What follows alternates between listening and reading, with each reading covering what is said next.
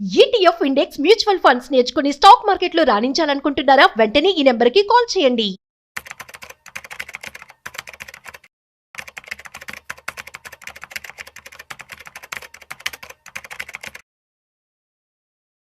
నమస్తే, welcome to Vishnu talks. నేను విష్ణు. ప్రస్తుతంతో పాటు senior stock market analyst Sundara Rao Reddy గారు ఉన్నారు. సార్తో మాట్లాడదాం. సార్ నమస్తే. సార్ నమస్తే సార్. సుందరరావు రెడ్డి గారు, ఒక్కసారి బంగారం వెండి ధరల గురించి కాస్త సావధానంగా మాట్లాడుకుందాం. రైట్. దీపావళి ముందు రోజు వరకు బంగారం గురించి వెండి ధరల గురించి మాట్లాడాలి అంటే వెన్నులో వణుకు పుట్టేది, కాళ్ళు వణికేటి. బట్ ఏమైందో దీపావళి అయిపోయిన మరుసటి రోజు నుంచి బంగారం వెండి ధరల గురించి మాట్లాడే నాదుడే లేడు. ఎందుకంటే ఆల్మోస్ట్ 24 క్యారెట్స్ 10 గ్రామ్స్ దీపావళి నాటికి 1,35,000 వరకు వెళ్ళిపోయింది. ఇవాళ 1,24,000, ఆల్మోస్ట్ ఒక 10% వరకు డ్రాప్ అయింది.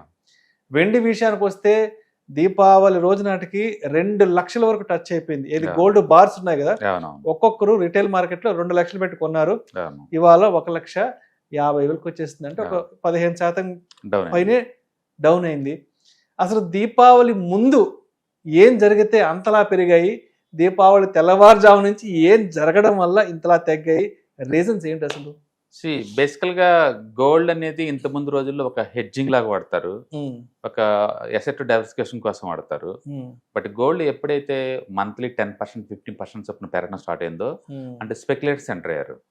అంటే స్పెక్యులేటర్స్ ఎంటర్ అయ్యేసరికి ఏమవుతుందంటే రోజుకి 2 to 5% పెరిగింది. ఇంకా అంటే ట్రెడిషనల్ గా లో బీటా ఉండే గోల్డ్ కత్త కూడా హై బీటా అసెట్ గా మారిపోయింది. ఊహించి గోల్డ్ సింగిల్ డే 4-5% పెరిగిన రోజులు ఉంది గత 10 days బ్యాక్. అంటే ఆ రేంజ్ లో స్పెక్యులేషన్ బీనింది అనమాట. ఎప్పుడైతే స్పెక్యులేషన్ బీనిందో వాళ్ళు ప్రాఫిట్ బుకింగ్ చేసుకున్నా సరే అదే వేలో పడతా ఉంటది. బిఫోర్ దివాళీకి ముందు అంటే వరల్డ్ వైడ్ గా అన్సర్టనిటీ కండిషన్ ఎక్కువ ఉండేది. ఎగ్జాంపుల్ గిజా వారు ఆగిద్దని ఎప్పుడు అనుకున్నావా? గాజా అది వారు కంప్లీట్ గా ఆగిపోయింది. అండ్ ఈవెన్ రష్యన్ దాంతో కూడా ఫోన్ లో మాట్లాడుతూ ఉన్నాడు మనోడు. ఓకే. అండ్ వరల్డ్ వైడ్ గా అన్సర్టనిటీ ఇంత ముందుతో పోల్చుకుంటే ఎంతకంత తగ్గింది. అంటే టారిఫ్ వారు కూడా ఇంత ముందులాగా టారిఫ్ అంటే పెద్దగా హంగాం చేయట్లేదు. అందుకని బిఫోర్ దివాళీకి ముందు వరల్డ్ వైడ్ ఉన్న అన్సర్టనిటీ వల్ల గోల్డ్ ప్రైస్ ఏంటంటే ఆల్టర్నేటివ్ గా చూసుకుంటూ వెళ్ళిపోయింది. అండ్ రెండోది గోల్డ్ చార్ట్స్ బాగా స్ట్రాంగ్ గా బ్రేక్అవుట్ అయినాయి ఆల్ టైమ్ హై. ఏదైనా ఒక asset all time high breakout అయినప్పుడు ఆ స్పీడ్ ఆ మూవ్మెంట్ ఉంటుంది బై డిఫాల్ట్. మీరు 1974 లో ఫస్ట్ టైం పెరిగినప్పుడు ఒక డెకేడ్ లో ఆల్మోస్ట్ 15x పెరిగింది gold. Next second time 2008 American recession టైంలో మళ్ళీ బయలుదేరితే 10x పెరిగింది ఒక డెకేడ్ లో. లాస్ట్ ఇయర్ థర్డ్ డెకేడ్ మళ్ళీ బ్రేక్అవుట్ అయింది. డెఫినెట్గా gold going to move to 5x 10x 1 డెకేడ్కి వెళ్ళిపోద్ది. అందుకని గోల్డ్ ప్రైస్ ఈ 10 days లో పడుతుంది అనే రీజన్, దాని మీనింగ్ మళ్ళీ ఫుల్గా డ్రాప్ అవుతుందేం కాదు, మనం థర్డ్ బిగ్గెస్ట్ బుల్ మార్కెట్లో ఉన్నట్లెక్క గోల్డ్. అందుకని చార్ట్ల పరంగా అది సపోర్ట్ చేస్తుంది. అండ్ వరల్డ్ వైడ్గా అన్సర్టనిటీ వల్ల అలా మూవ్ అయింది. ఇప్పుడు ఆఫ్టర్ దివాళీ తర్వాత ఏమైందంటే ఈ చైనా అమెరికా వాళ్ళు ట్రేడ్ అగ్రిమెంట్కి వచ్చేస్తున్నారు. అంటే వరల్డ్ బిగ్గెస్ట్ కంట్రీస్ రెండు కూడా ఇంత ముందులాగా రేర్ ఎర్త్ మెటల్స్ వీళ్ళు పంపిమని వాళ్ళేమో మీ మీద నవంబర్ 1 నుంచి 150% టారిఫ్ ఎత్తాను వాళ్ళు. ఇలా ఇద్దరు బిగ్ కంట్రీస్ మధ్య ఒక యుద్ధం లాగా తయారైంది. కాబట్టి ఆ టైంలో అట్ట ఉంది. ఇప్పుడు ఎప్పుడైతే ట్రంప్ నెగోషియేషన్ దిగాడో, ఎప్పుడైతే ఏషియన్ టూర్ లో ఉన్నాడో, అతను అన్నిటికీ ఆల్టర్నేటివ్ గా మాట్లాడుకుంటూ పోవటం వల్ల అన్సర్టనిటీ తగ్గుతుంది వరల్డ్ వైడ్ గా. దాంతో చార్ట్స్ బాగా మూవ్ అయినాయి కాబట్టి ఎంతకంత ప్రాఫిట్ బుకింగ్ స్టార్ట్ అవుతుంది వీటిలో.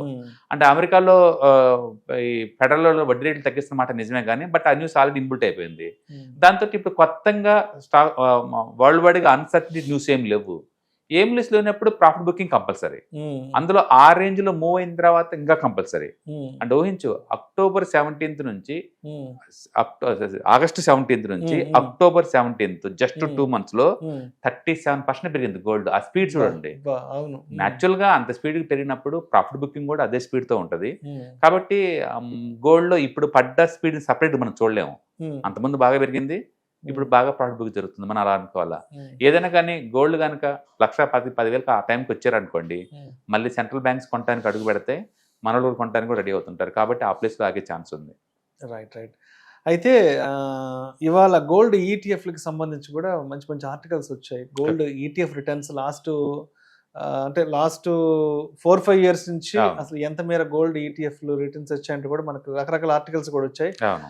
అసలు ఏంటి అసలు ఈ గోల్డ్ ఈటీఎఫ్స్ లో ఇన్వెస్ట్ చేయడం వల్ల ఉండే ప్రయోజనాలు ఏంటి అసలు ఒకసారి దాని గురించి డీటెయిల్ గా చెప్పగలరా? యూజువల్ గా ట్రెడిషనల్ గా ఏంటంటే మన గోల్డ్ ఆర్నమెంట్ రూపంలో కొంటారు, కానీ ఒకసారి కొంటే అమ్మటానికి ఏం లేదు, వాటి ద్వారా క్యాష్ ఫ్లో ఏముండదు.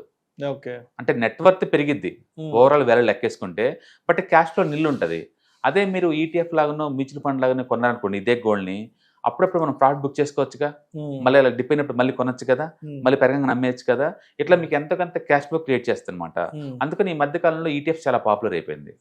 అంటే గోల్డ్ ప్రైస్ పెరగటం బెయిన తర్వాత ఇంకా ఇది యాక్టివ్ ఉందన్నమాట. ఇవాళ రేపట్లో ఆ గోల్డ్ ఈటీఎఫ్సే లాస్ట్ మంత్ లో హైయెస్ట్ మనీని అట్రాక్ట్ చేసినాయి అంటే మ్యూచువల్ ఫండ్ ఇండస్ట్రీలో మీరు ఊహించుకోండి. ఇంకా గోల్డ్ అంతగా మనీ అట్రాక్ట్ చేస్తుంది అనమాట. సో లాస్ట్ 5 years యావరేజ్ చేసుకున్నప్పుడు 18% వచ్చింది gold ETF sir, 18. And last 3 years average returns 35. ఈ సంవత్సరం మోర్ దెన్ 50. ఈ పాయింట్ ఆఫ్ టైంలో కూడా నీకు ఆల్మోస్ట్ 53% వచ్చింది ఇంత పడిన తర్వాత కూడా గోల్డ్. మన గోల్డ్ పడింది అనుకోండి, బట్ ఇంత పడిన తర్వాత కూడా ఇంకా 53% వచ్చింది గోల్డ్. ఓకే, కాబట్టి ఎక్కువ మూవ్ జరిగినప్పుడు వాలటిలిటీ కామన్ గా ఉంటుంది అనమాట. బట్ నేను అనుకోవటం ఏంటంటే 1,10,000 అట్లా వచ్చినప్పుడు సెంట్రల్ బ్యాంక్స్ ఇన్వాల్వ్ అవుతాయి. మళ్ళీ సెంట్రల్ బ్యాంక్స్ కొంటే ఏం చేసినంటే మళ్ళీ ఈజీగా ఆల్ టైమ్ హైకి వెళ్ళిపోతాయి. ఎందుకంటే గోల్డ్ కి ఆ బ్యూటీ ఉంది, సెంట్రల్ బ్యాంక్స్ అన్ని కొంటున్నాయి వరల్డ్ వాడిగా. అంటే ప్రతి ఒక్కళ్ళు ఏంటంటే యుఎస్ ట్రెజరీస్ మొత్తం తగ్గించుకుంటూ పోయి ఆల్టర్నేటివ్ ఇటు మూవ్ అవుతున్నాయి అనమాట. సెంట్రల్ బ్యాంక్స్ అట్లా మూవ్ అవుతున్నప్పుడు న్యాచురల్గా డిమాండ్ వస్తుంది గోల్డ్. గోల్డ్ లో ఉన్న బ్యూటీ ఏంటంటే లిమిటెడ్ సప్లై. మీరు కొనాలంటే రీసైక్లింగ్ గోల్డ్ కొనుక్కోవడం తప్ప మైన్ నుంచి పెద్ద రాట్లా, అందుకని న్యాచురల్ దాని డిమాండ్ ఉంటుంది. కాబట్టి స్టాక్స్ లాగా 30-40 పడిద్దని నేను నమ్మను. బట్ అంత మూవ్ జరిగిన తర్వాత 10-15% ప్రాఫిట్ బుకింగ్ అనేది నార్మల్ థింగ్. కాబట్టి ఈ ప్రాఫిట్ బుకింగ్ని నార్మల్గా చూడాలి తప్ప అదేదో సీరియస్ ఇష్యూ అది కొలాప్స్ అయిపోద్ది 60,000-70,000 గోల్డ్ వచ్చింది, ఆ పబ్లిసిటీ వేస్ట్, అది రాదు కూడా. సరే, ఇప్పుడు ఫిజికల్ గోల్డ్ కొందాము అంటే దాంట్లో తరుగులు, కూలీలు, లేదంటే దొంగల భయం ఇవన్నీ ఉంటాయి. ఏది మనం ఫిజికల్ గా గోల్డ్ కొని ఒంటి మీద వేసుకోవాలన్నా, లేదంటే ఇంట్లో పెట్టుకోవాలన్నా, లేదంటే రేపు ఎప్పుడన్నా రీసేల్ చేసి కొత్త బంగారం కొనుక్కోవాలంటే చాలా డిసడ్వాంటేజెస్ ఉంటాయి. బట్ ఒక్కసారి మనం గోల్డ్ ఈటీఎఫ్లకు వస్తే ఇక్కడున్న బ్యూటీ ఏంటి, ఇక్కడున్న మేజర్ అడ్వాంటేజ్ ఏంటి when compared with the physical gold? Right. So బేసికల్ గా ఇండియాలో కొనే వాళ్ళల్లో గోల్డ్ ఎవరైతే కొంటున్నారో 90% వాళ్ళు ఒక సోప్ వాడినట్టు, ఒక పేస్ట్ వాడినట్టు, మొహం మీద ఒక పౌడర్ వేసినట్టు అట్లా కొంటారు తప్ప నిజంగా ఇన్వెస్ట్మెంట్ అని పేరు చెప్పేసి అవి కొంటారు తప్ప ఇన్వెస్ట్మెంట్ కావయి.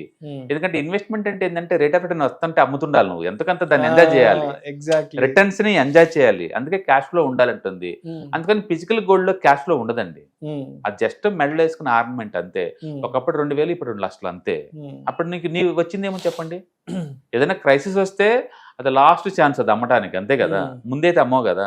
అందుకని అది క్యాష్ ఫ్లో లేని అసెట్ మామూలు ట్రెడిషనల్ ఇండియన్స్ కి. కాకపోతే బ్యాంక్ లోన్ తక్కువలో వచ్చి తీసుకుంటారు, బట్ అది కూడా లోనే కదా, దానికి కూడా 9% వడ్డీ కట్టాలి, ఫ్రీ ఏం కాదు కదా. అందుకని ఆర్నమెంట్ రూపంలో కొంటే అంత బెనిఫిట్ ఏం రాదండి. బట్ దాని బదులు ఈటీఎఫ్స్, మ్యూచువల్ ఫండ్స్ ఇలా కొన్నారనుకోండి, మీకు క్యాష్ ఫ్లో స్టార్ట్ అవుద్ది. అప్పుడప్పుడు ప్రాఫిట్ బుక్ చేసేసి తీయటం ద్వారా ఏంటంటే మనం దాన్ని ఎంజాయ్ చేయొచ్చు అనమాట, ప్రాఫిట్ బుకింగ్ని. బట్ రియల్గా ఫిజికల్ గోల్డ్లో నువ్వు దాన్ని ఎంజాయ్ చేయలేవు, అనుకుంటావు అంతే వాల్యుయేషన్ పెరిగిందని. మన ఇల్లు కొన్నా ₹1,00,000 తప్పి అది కోటి అయినా సరే నీకు వచ్చే లాభం ఏం చెప్పండి, కోటి అయిందని మురిసిపోవటం తప్ప క్యాష్ ఫ్లో లేదు కదా. అదే నువ్వు దీంట్లో మ్యూచువల్ ఫండ్ లో ఉంది అనుకోండి కోటి, నేను నెలకి ₹1,00,000 విత్డ్రాల్ పెట్టుకుంటాను, రెస్ట్ ఆఫ్ లైఫ్ అంతా వస్తూనే ఉంది కదా. ఇప్పుడు దీంట్లో అమ్ముకోవాలన్నా తరుగులు, కూలీలు, ఫిజికల్ థెఫ్ట్ భయం, జిఎస్టీలు భయం, టాక్సేషన్ ఉంటాయి. పైగా ఎవరు పెడతారు కొనరు ఈ గోల్డ్, నువ్వు అమ్ముదామన్నా ఏ షాప్ లో అయితే కొన్నావో ఆ బిల్లు ఉంటే వాళ్ళే కొంటారు, బయట కొనరు. ఇలాంటి హెడేక్ అంతా ఉంటది. అన్నిటికి మించి ఆ మేకింగ్ చార్జెస్ నువ్వు మార్చాలి అంటే లేదు, 15-20% పోతాయి, అది మరి దారుణం. జిఎస్టీలు, ట్యాక్స్. అందుకని నగలు మార్చే అలవాటు వర్స్ట్ హ్యాబిట్, అది ఫ్రీక్వెన్సీ మార్చేవాళ్ళు, పోయేది ఎక్కువ ఉండదు, వచ్చేదే ఉండదు. అందుకని మెజారిటీ ఇండియన్స్ కి లేదు. గోల్డ్ అనేది ఒక కాస్మెటిక్స్ లాగా తప్ప అది ఎసెట్ అని పెద్ద పేరు పెట్టి అంత ఉండదు ఆడ.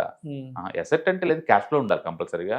అందుకని మీరు ఎవరైనా గోల్డ్ మీద మోజు ఉండి ఇన్వెస్ట్మెంట్ యాంగిల్లో థింక్ చేస్తే కనుక పొరపాటున కూడా ఫిజికల్ గోల్డ్ చూలిపోమాకండి. మీరు ఈటీఎఫ్స్ కొనుక్కోండి, మ్యూచువల్ ఫండ్ కొనుక్కోండి, కొంచెం అప్పుడప్పుడు ప్రాఫిట్ బుక్ చేసుకుంటా కూర్చోండి, అవసరం లేకపోయినా దాన్ని ఎంజాయ్ చేయొచ్చు. పెట్టినందుకు నాకు ఇన్సెంట్ ఎంత వచ్చిందని ఎంజాయ్ చేయొచ్చు.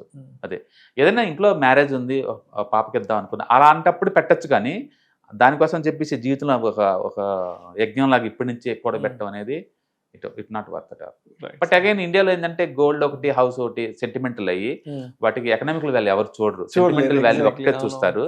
రిచ్ వాళ్ళకైతే ఆ సెంటిమెంట్లు ఉంటాయి కానీ అన్నం కోసం ఫైట్ చేసే వాళ్ళకి, ఆకలి కోసం ఫైట్ చేసే వాళ్ళకి, జాబుల కోసం ఫైట్ చేసే వాళ్ళకి ఈగో ఇష్యూస్ ఏముంటాయండి? నాకు ROI కావాలి అంతే, రిటర్న్ ఆన్ ఇన్వెస్ట్మెంట్ కావాలి నాకు అంతే. అలాంటి వాళ్ళకి ఈ బాగుంటాయి. విత్ ఇన్ గోల్డ్లోనే నీకు రిటర్న్స్ బాగా వస్తాయి కాబట్టి ETFs బాగుంటాయి అండ్ మ్యూచువల్ ఫండ్స్ బాగుంటాయి. ఇది రియల్గా ఇన్వెస్ట్మెంట్ అంటే ఇవేనండి. ఖచ్చితంగా ఫిజికల్ గోల్డ్ అయితే కాదు, ఎందుకంటే నువ్వు దాన్ని అమ్మలేవు కాబట్టి. Right sir, thank you sir, thank you so much. Hi, నేను మీ సుందర రామిరెడ్డి. ఈ వాలటిలిటీ మార్కెట్లో మనీ ఎలా మేక్ చేయాలని ఆలోచిస్తున్నారా? అంటే స్టాక్ మార్కెట్ బాగా బ్లీడ్ అవుతున్న ఈ టైంలో పోర్ట్ఫోలియోస్ అన్ని కూడా బ్లీడ్ అవుతున్నాయా? అండ్ ఈ వాలటిలిటీని ఎలా హ్యాండిల్ చేయాలి, లాంగ్ టర్మ్లో మంచి పోర్ట్ఫోలియో ఎలా బిల్డప్ చేయాలో ఆలోచిస్తున్నారా? అలాంటి వాళ్ళ కోసమే ఈ వెబినార్. రాబోయే ETFs, index funds and mutual funds వెబినార్లో పార్టిసిపేట్ చేయండి. మీ నాలెడ్జ్ పెంచుకొని రిస్క్ని మినిమైజ్ చేసుకోండి. స్టాక్ మార్కెట్లో ఉన్న ఇలాంటి వాలటిలిటీని ఎలా హ్యాండిల్ చేయాలో తెలుసుకోండి. Thank you.